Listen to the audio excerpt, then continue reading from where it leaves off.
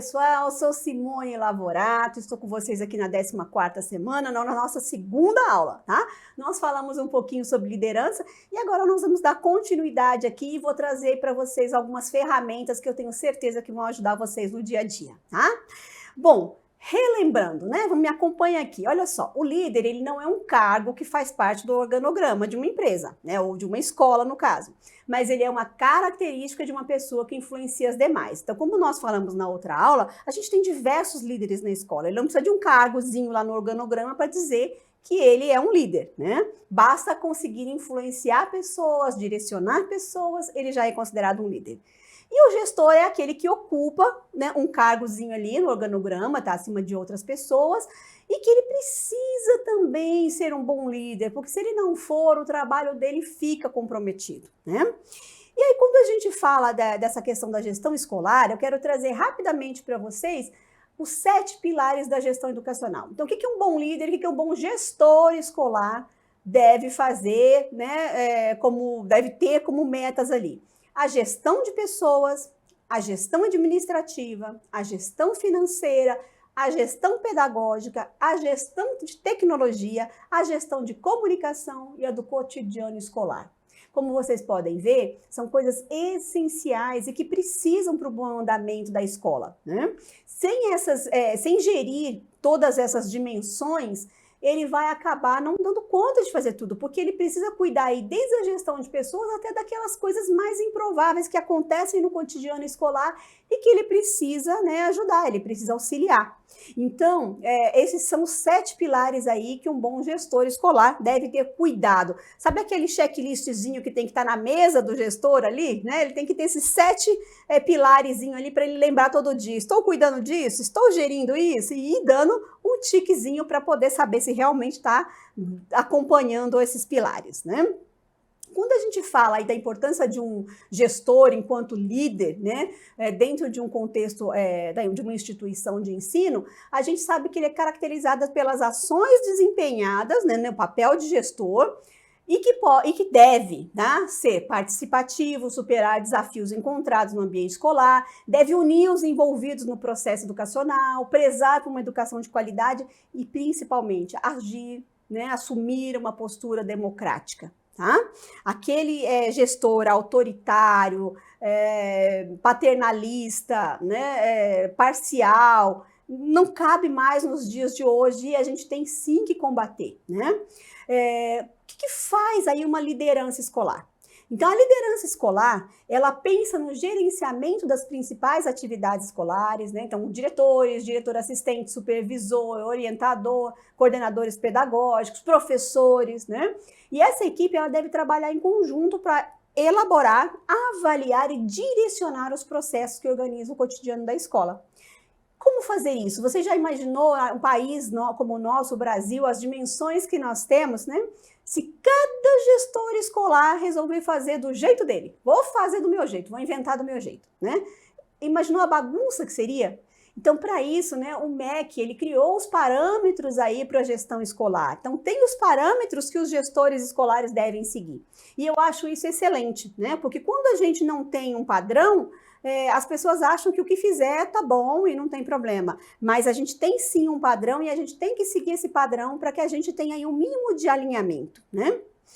E falando um pouquinho de ferramentas, o que eu quero comentar com vocês? Eu vou falar agora para vocês de algumas ferramentas que um gestor deve utilizar no seu dia a dia, tá? Eu sou um pouco suspeita, porque eu sou uma pessoa que eu uso as ferramentas até no meu dia a dia, na minha vida pessoal, né? Tudo meu tem planilha, tudo meu tem gráfico, tudo meu, porque eu gosto muito, né? Eu acho que me dá segurança para trabalhar e é lógico, um gestor ele vai precisar também de ferramentas para fazer esse gerenciamento, tá? Lembrando que quando eu falo de gestor, gente, é até o professor na sala de aula. A gente pode sim usar diversas ferramentas de gestão empresarial e que a gente vai adequar no nosso modelo aí, tá? A primeira que eu quero falar com vocês é sobre uma ferramenta chamada Balance Scorecard, que é muito comum ser chamada por BSC, né? E aí, quando a gente fala de BSC, a gente vai pensar assim, mas isso aí é coisa de empresa privada. Não, não é coisa de empresa privada, tá? Nem de órgão público, porque às vezes as pessoas também pensam, isso aí é só para coisa de órgão público. Não, né? O que é o Balance Scorecard? Ele é uma ferramenta para realizar o diagnóstico da sua instituição, no caso da sua escola, tá? E ele foi desenvolvido em 92 pelo Kaplan, né, e pelo Norton, e ele, inicialmente, realmente, ele foi focado para as empresas no setor privado. Então, o que era? Ele era uma ferramenta para que as empresas no setor privado fizessem, aplicassem, para conhecer a realidade. Quando a gente fala de diagnóstico, é conhecer a realidade. Por quê? Como que eu vou traçar planos? Como que eu vou traçar metas se eu não sei nem o que eu tenho? Então, o primeiro passo, gente, quando a gente fala de gerenciamento, sempre é conhecer o que eu tenho, para depois eu poder fazer um planejamento, enfim. Assim como um novo gestor escolar assume aí uma escola, a primeira coisa, ele tem que fazer um diagnóstico, ele tem que entender o que ele está recebendo, para saber o que ele pode fazer, o que ele pode desempenhar. E o Balance Scorecard, como eu disse para vocês, inicialmente foi uma ferramenta, sim, para o setor privado. Só que um pouquinho mais adiante aí, né, devido a essa própria necessidade, em 2003, você vê, foi em 1992, 11 anos depois, ele teve uma necessidade de ser adaptado aí para outras áreas da iniciativa, não só privada, mas da pública também, né? E aí ele aumentou e ajustou algumas coisas aí. Então, o modelo que a gente tem hoje de BSC, ele aplica tanto para o público quanto para o privado, para a escola, para o supermercado, para o órgão público, né? É um modelo que ele é geral, a gente pode aplicar em várias áreas aí, em todas, né, as empresas que nós temos. E como eu disse, ele é para quê? Ele é para diagnóstico, avaliação inicial, diagnóstico, tá? Acompanha comigo aqui, eu vou mostrar para vocês nessa imagem, olha só. O Balance Scorecard, ele é composto por 4 etapas, tá? Digamos assim, dimensões, não etapas, né? Porque elas podem ser feitas simultaneamente, não tem problema. Quando a gente fala de etapa, dá muito a impressão de que faz um primeiro, outro segundo, outro terceiro, né? Então, não tenho essa impressão. Elas podem ser feitas simultaneamente. São 4 dimensões. Uma delas é a financeira, né? Ou seja, é o que vai movimentar a empresa, né? É o que vai movimentar. Você pode falar assim, mas a minha escola, Simone, é uma escola pública. Sim, mas ela precisa do financeiro também. Ela precisa de verba para merenda, ela precisa de recursos materiais, ela precisa... Então, tudo que envolve essa questão de comprar, negociar, de adquirir, ele vai estar nessa dimensão financeira, tá? Lembrando que quando a gente fala de privado, essa dimensão financeira, o objetivo dela é trazer lucro, tá? Para os acionistas, para os proprietários, enfim, a dimensão financeira, o objetivo é trazer lucro. Quando a gente fala de público, seria o quê? Trazer o melhor resultado com o menor custo. Tá? Então, se eu invisto tanto, eu tenho tanto de resultado. Eu vou fazer o quê? Eu vou tentar melhorar esse resultado investindo cada vez, né, mais ajustado a isso. Então, tem uma proporção aí que a gente tem que pensar. Com o recurso que eu tenho que trazer um resultado maior. Esse é o objetivo do público, tá? Uma satisfação das pessoas maior, né? E o privado, o financeiro, é financeiro mesmo, é dinheiro, tá? É lucro. Quando a gente vai para outra dimensão aí, que é os processos internos, então como estão acontecendo as coisas dentro do meu ambiente, tá? Eu tenho um fluxo de trabalho?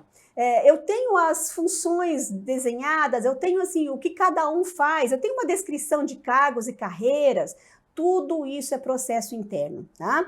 Quando a gente para perceber, a gente vê como é importante a gente ter as coisas organizadas, a gente ter fluxos de trabalho, ter descrição de cargo, saber o que cada um vai fazer, né?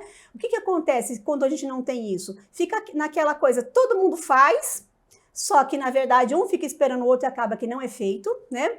Ou todo mundo faz, cada um faz de um jeito diferente. Então, se você vai lá 1 hora e é atendido por uma pessoa da instituição, ela vai te dar uma resposta. Se você for outra hora, outra pessoa vai te dar outra resposta. Por quê? Porque cada um faz do jeito que quer fazer, do jeito que deve ser.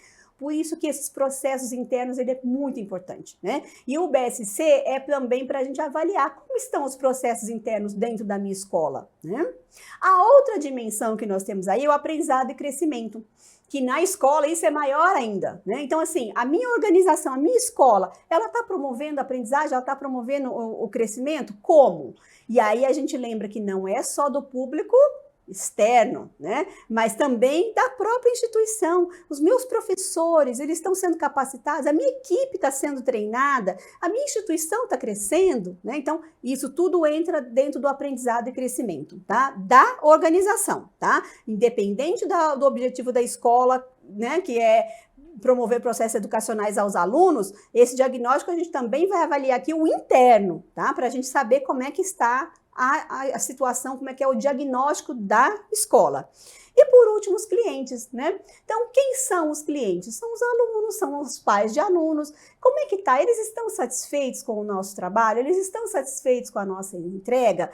O que eles trazem de sugestão? O que eles trazem aí que pode colaborar? Então, cuidar dessa questão do cliente também é muito importante. Da empresa privada, eles já fazem um trabalho muito bacana nessa dimensão aqui, né, que é o monitoramento da satisfação do cliente. Vocês já devem ter recebido várias pesquisas, às vezes vocês vão fazer um serviço, um trabalho em alguma coisa, ou um atendimento médico, e depois você recebe lá uma pesquisazinha para avaliar o nível de satisfação, né?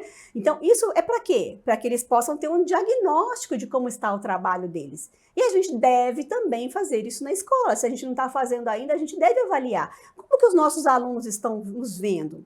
Né? Quais os resultados que a gente está trazendo? Né? Então, isso tudo é muito importante. Então, o BSC é uma ferramenta importantíssima e que vai ajudar vocês a terem uma real noção do seu ambiente escolar. Eu fui falando aqui muito do contexto do gestor, né, do diretor da escola, mas ele pode ser feito por qualquer área, inclusive pelos professores, pelo líder de sala. Será que essa liderança está realmente atingindo o que precisa, né? E, normalmente, com base nesse diagnóstico, o que a instituição faz? Ela reavalia, né? Ou cria, quando ela não tem, ela cria, mas ela serve depois também para reavaliar os objetivos estratégicos da escola. Quais são os objetivos estratégicos de uma instituição? Missão, né? Acompanhem comigo aí na imagem, olha só, missão, para que a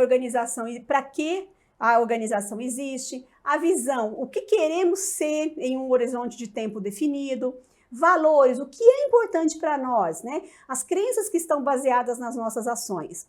E aí vem os objetivos estratégicos, os desafios a serem vencidos para cumprir a missão e alcançar a visão, o mapa estratégico da nossa organização, né? Como que está, como as funções, como elas estão, né, organizadas, os projetos, sempre com indicadores e metas, tá? Projeto que não tem como ser gerenciado, não existe. Então, para ser gerenciado, ele tem que ter indicador e meta, tá? E os objetivos profissionais dos colaboradores, né? O que eu preciso fazer? Então, essa mapa estratégico, né? Missão, visão, valores, objetivo estratégico, mapa estratégico, projetos e os objetivos, eles vão basear o nosso projeto político-pedagógico, o nosso PPP. Então, o que é o PPP? Ele é um retrato da escola, né? Mas com que base é feito esse PPP? Eu fiz um diagnóstico? Eu fiz um BSC lá ou outra metodologia de diagnóstico, né? Então, isso é importante, tá? E aí, sim, ele vai basear todo o nosso projeto político-pedagógico da escola. Outra questão importante também de ferramenta de diagnóstico, que seria aí, né, um primeiro passo para fazer um diagnóstico, ele tem que ser livre de julgamentos, tá? Sabe aquele diagnóstico que a pessoa fala assim, eu vou fazer, mas eu já sei que eu vou encontrar isso, que o problema é aquele, que é ciclano que é o culpado. Não, gente, o diagnóstico ele tem que ser feito livre de julgamentos e de julgamentos, né, de coisas já pré-concebidas que você já colocou na sua cabeça. Não, ele tem que ser livre para que você possa realmente conhecer, né, a real situação. Eu vou contar uma historinha aqui para vocês refletirem um pouquinho como que às vezes a gente faz uma análise equivocada. E um diagnóstico equivocado vai levar o quê? Vai levar a um projeto, a uma estratégia totalmente equivocada, que não vai trazer resultado nenhum, tá? Eu vou contar para vocês a historinha aí da velha surda. Então, um senhor, ele procurou um médico e ele falou, olha, doutor, eu estou muito preocupado, né, porque a minha esposa, ela está com problema de audição e eu estou muito preocupada, ela não quer vir ao médico e tal, mas eu tenho certeza que ela está com problema de audição. Aí o médico falou, olha, então você vai fazer o seguinte para ela, você vai fazer uma pergunta, né, quando o senhor estiver mais ou menos a 10 metros dela, o senhor faz uma pergunta e espera ela responder. Se ela não responder, o senhor vai aproximar 5 metros, vai fazer a pergunta novamente. Se ela não responder, o senhor vai chegar atrás dela e aí vai fazer a pergunta. Combinado? Combinado. Aí o senhor chegou na casa, a esposa estava fazendo o jantar, e aí ele ficou mais ou menos a uns 10 metros e perguntou, né? Minha véia, o que vai ter para o jantar? Não ouviu nada. Aí, bom, 5 metros. Aí foi 5 metros. Minha velha, o que vai ter para o jantar? Não ouviu nada. Aí ele chegou bem atrás da velhinha e falou assim, minha velha, o que vai ter para o jantar? Ela falou assim, homem, já falei 3 vezes, é frango frito.